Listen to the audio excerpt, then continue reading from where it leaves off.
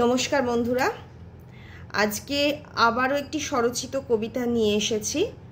তবে আমি কবিতায় যাওয়ার আগে বেশ কিছু কথা বলবো এই কবিতাটি সম্পর্কেই। আমরা জানি বেশ কিছুদিন আগেই আমাদের দেশ ভারতবর্ষের ওপর দিয়ে একটি যুদ্ধকালীন পরিস্থিতি গেছে, এবং সেই সঙ্গে আমরা এটাও দেখেছি যে সেই পরিস্থিতিতেও আমরা কতটা নিরাপদ ছিলাম, এবং তার একমাত্র কারণ হচ্ছে যে বন্ধুরা আমাদের সীমান্তে রয়েছেন, যে সৈনিক বন্ধুরা আমাদেরকে নিরাপদে রেখেছেন এবং যাদের ওপর আমরা চোখ বন্ধ করে ভরসা করতে পারি। আমরা জানি যে শত্রুপক্ষ আমাদের কিছু করতে পারবেন না, কারণ সেই ভাইরা সীমান্তে রয়েছেন। তাদের পরিবার পরিজন, তাদের শখ আহ্লাদ সমস্ত কিছু ছেড়ে তারা আমাদের প্রত্যেকের সুরক্ষায় সীমান্তে দাঁড়িয়ে আছেন।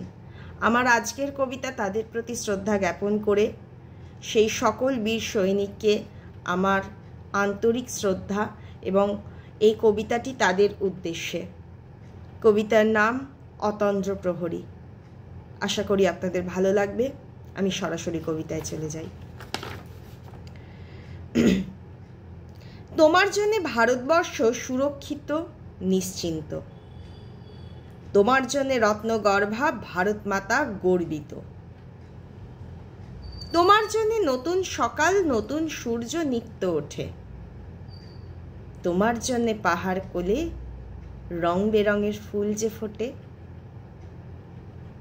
তোমার জন্যে আমার ঘরে ভাতের গন্ধ দুপুরবেলা, তোমার জন্যে শুকনো রুটি পাহাড়া মাঝে খাবার পালা, তোমার জন্যে শীতল ঘরে নিশ্চিন্তে ঘুমোতে যাওয়া,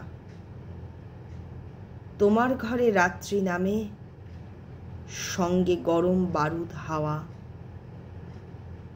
তোমার জন্যে নিরাপদে স্বামীর কাঁধে স্ত্রীর মাথা, তোমার জন্যে তোমার স্ত্রীর অপেক্ষাতে মালা গাঁথা,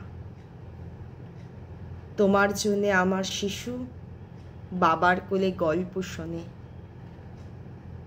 তোমার জন্যে তোমার শিশু প্রতীক্ষার প্রহর গোনে, তোমার জন্যে শত্রুহানা হয় না আজও মোদের ঘরে, তোমার জন্যে সুদর্শন মিসাইলকে ধ্বংস করে, তোমার জন্যে রাইফেল আর সীমান্তে এক ছোট্ট ঘাঁটি, তোমার জন্যে সুরক্ষিত আমার উঠোন আমার মাটি, তোমার জন্যে শত্রু চিত্তে হেনেছে কেবল ভয়ের হানা, তোমার জন্যে রইল সবার শুভেচ্ছা আর প্রার্থনা,